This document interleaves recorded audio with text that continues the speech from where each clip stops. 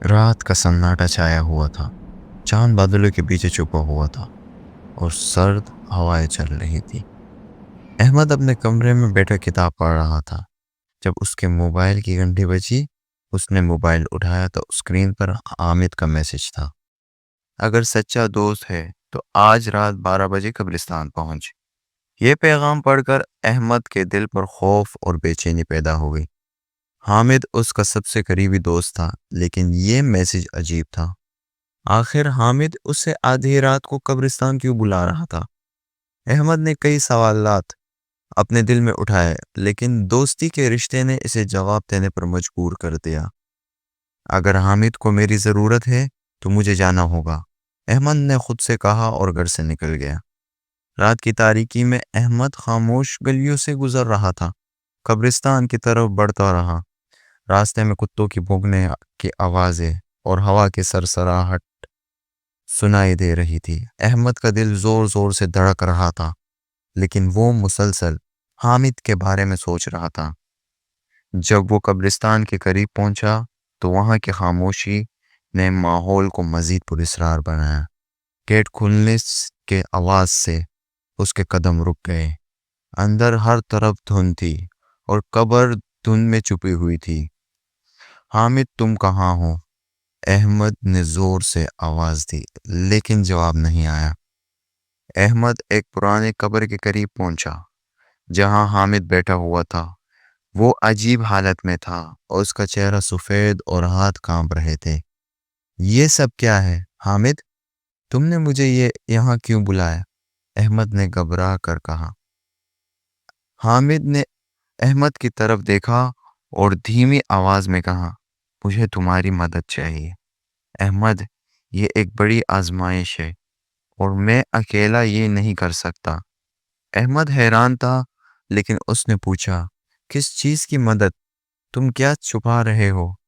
حامد نے قبر کی طرف اشارہ کرتے ہوئے کہا، یہ قبر کھولنی ہوگی۔ یہاں ایک راز دفن ہے اور وہ راز ہمارے دوستی کا امتحان لے گا۔ احمد کا دل خوف سے کانپنے لگا، لیکن حامد کی حالت دیکھ کر اس نے فیصلہ کیا کہ وہ اس کے ساتھ دے گا۔ دونوں نے مل کر قبر کھودنا شروع کی۔ زمین سخت تھی، لیکن حامد ہر بار دل مضبوط کر کے کر رہا تھا۔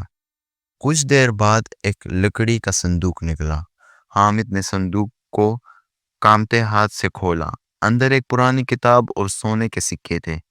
احمد نے کتاب کو اٹھایا اور کھولنے کی کوشش کی، لیکن جیسے ہی وہ کتاب کو چھوتا، اچانک ایک پراسرار آواز گونجی، یہ امانت ان کی ہے جو قربانی دینے کے لیے تیار ہے۔ احمد اور حامد نے ایک دوسرے کی طرف دیکھا۔ دونوں کے چہرے پر خوف نمایاں تھا۔ کتاب میں ایک پیغام لکھا تھا، دوستی کا اصل مطلب قربانی ہے۔ تم دونوں میں سے کسی ایک کو سب سے قیمتی چیز قربان کرنی ہوگی، ورنہ یہ تمہاری کبھی زندہ واپس نہیں جانے دیں گے آپ کو۔ حامد کی آنکھوں میں آنسو آ گئے۔ احمد، یہ میرا امتحان ہے، مجھے یہ قربانی دینی ہوگی۔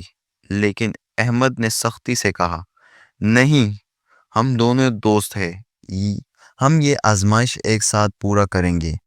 حامد نے احمد کی طرف دیکھا اور کہا، اگر یہی دوستی کی قیمت ہے تو میں اسے قبول کرتا ہوں، لیکن احمد، تم میری زندگی کا سب سے بڑا سہارا ہو۔ احمد اور حامد نے مل کر کتاب کو واپس صندوق میں رکھا اور کہا، ہم کسی بھی آزمائش کا سامنا کریں گے، کیونکہ ہماری دوستی کسی بھی قیمت سے بڑھ کر ہے۔ اچانک کتاب سے روشنی نکلی اور وہ روشنی پورے قبرستان میں پھیل گئی۔ آواز دوبارہ گونجی، تم نے ثابت کر دیا کہ سچی دوستی قربانی اور بھروسے کا نام ہے۔ یہ آزمائش ختم ہوئی، اب جاؤ اور اپنی دوستی کو ہمیشہ کے لیے سنبھال کر رکھو۔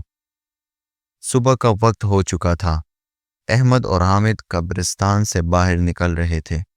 دونوں کے دل مطمئن تھے اور ان کی دوستی پر آزمائش پر پورا اترے۔ احمد مسکراتے ہوئے، آج مجھے پتہ چلا کہ سچا دوست وہ ہوتا ہے جو کسی بھی حال میں آپ کے ساتھ کھڑا ہو۔ حامد، اور جو قربانی دینے کے لیے بھی ہمیشہ تیار ہو۔ دونوں نے ایک دوسرے کے کندھے پر ہاتھ رکھا اور سورج کی روشنی میں چل پڑے۔ سبق: سچی دوستی صرف الفاظ سے نہیں بلکہ عمل سے ثابت ہوتی ہے۔ مشکل وقت میں جو ساتھ دے وہی سچا دوست ہے۔